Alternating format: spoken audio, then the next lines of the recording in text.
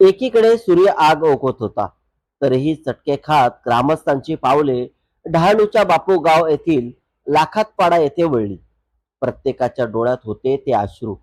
नदीच्या किनाऱ्यावर अंत्यसंस्कारासाठी 13 मृतदेह आणले गेले तेव्हा पाण्याचा प्रवाह देखील क्षणभर थांबला. 2 चितांवर या मृतदेहांना बडागणी देण्यात आला. कुणाचा भाऊ, कुणाची बहीण तर कुणाचे वडील या अपघातात मृत्युमुखी पडले. त्यांच्यावर अंत्यसंस्कार सुरू असताना ऐकू येत होता तो फक्त आप्तेष्टांचा आक्रोश आणि जीव घेणा आकांत. डहाणूत नवरीच्या घराजवळ केवळ 100 मीटर अंतरावर सोमवारी वराड्यांचा टेम्पोची कंटेनरला धडक बसली आणि 13 जणांचा जागीच मृत्यू झाला. बापोगाव खडकीपाडा येथील बाळाराम दांडेकर यांचा हा साखरपुडा होता. ज्या घरामध्ये आनंदाचे वातावरण होते ते बदलून अपघातामुळे क्षणात दुःखाची छाया पसरली. या अपघाताचे वृत्त समजताच पालघर जिल्ह्याच्या विविध भागातून आप्तेष्टांनी धाव घेतली. कुणी कोणाचे सांत्वन करायचे हेच कळत नव्हते. अंत्यदर्शनासाठी सर्व मृतदेह एका रांगेत ठेवण्यात आले होते.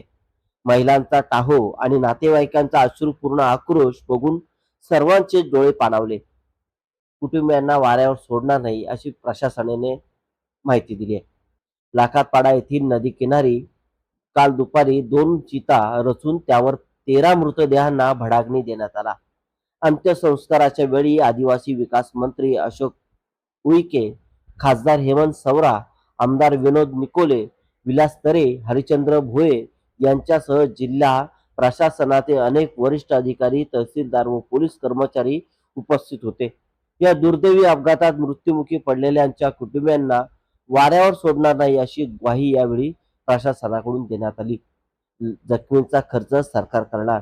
या भीषण अपघातातील 17 जखमींवर वेदांत रुग्णालय यासह विविध रुग्णालयामध्ये उपचार सुरू आहेत.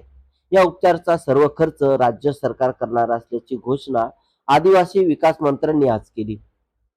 अपघातग्रस्त कुटुंबियांना कशा प्रकारे मदत करता येईल यासाठी जिल्हा प्रशासन विचार करत असून लवकरच याबाबत बैठक घेण्यात येईल असंही आश्वासन देण्यात आलंय.